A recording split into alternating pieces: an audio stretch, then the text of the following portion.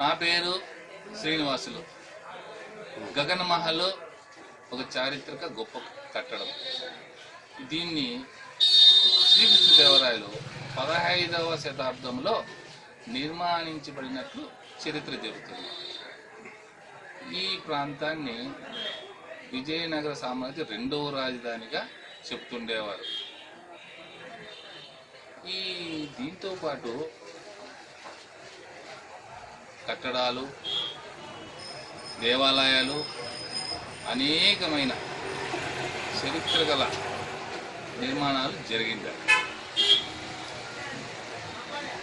2009లో రాష్ట్ర ప్రభుత్వం ఈ గగనమాలు మరమ్మతుల కోసం కొన్ని నిధులు మంజూరు చేసి సుందరంగా తీర్చిదిద్దబడింది. అదేవిధంగా కాంగ్రెస్ ప్రభుత్వం 2010లో ఉత్సవాలు జరపడానికి తలంచి 500 రాయల ఉత్సవాలను ఘనంగా నిర్వహించబడింది. అదేవిధంగా కొనసాగిస్తూ 2014లో తెలుగుదేశం ప్రభుత్వం వచ్చిన తర్వాత పెనుగొండ కొండపైన రాయల ఉత్సవాలను ఘనంగా నిర్వహించబడింది. ఈ నిర్వహించిన తర్వాత దాన్ని నిర్వహించుకోకపోక రాయల ఉత్సవాలు జరపలేదు.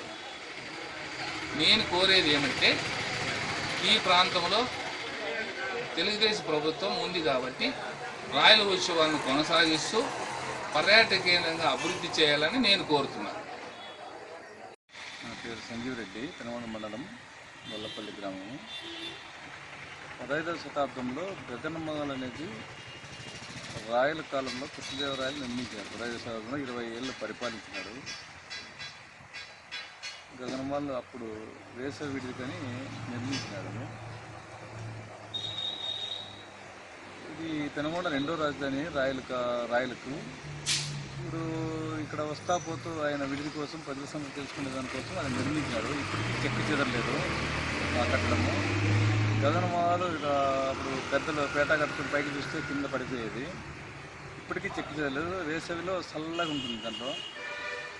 కాబట్టి ఈ రాయల కాలంలో ఉండేది ఎన్నో గుళ్ళు గోపురాలు కట్టించారు. ఇప్పటికీ చెక్కు చెదరలేదు.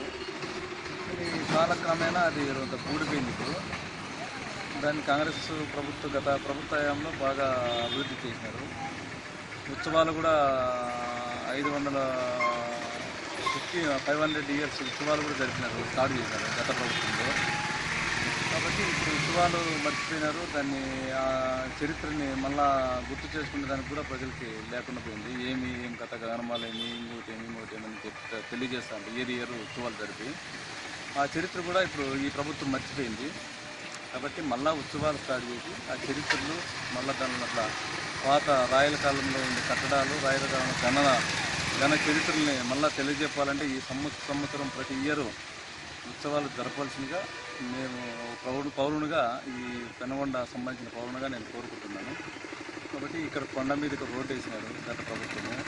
ఈ ప్రభుత్వం మళ్ళీ అవి చేస్తామని చెప్పి ఇంకా పట్టించుకోలేదు. కాబట్టి ఈ ప్రభుత్వం చొరవ తీసుకొని ఈ స్థానిక ఎమ్మెల్యే కానీ ముఖ్యమంత్రితో మాట్లాడి